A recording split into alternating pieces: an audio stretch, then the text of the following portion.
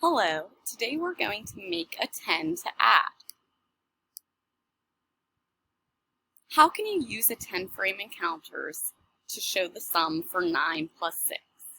You can use counters and a 10 frame to model this addition problem. So the first thing you'll do is put 9 red counters inside of the 10 frame. But since I have one more space in my 10 frame, I can put one of my blue counters up there to fill it up. So I'm going to do that.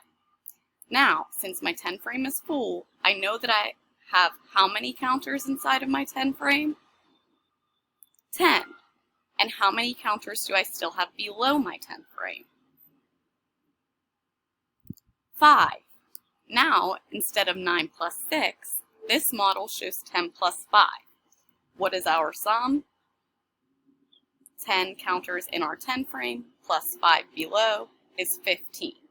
So if 10 plus 5 is 15, I know that 9 plus 6 is 15.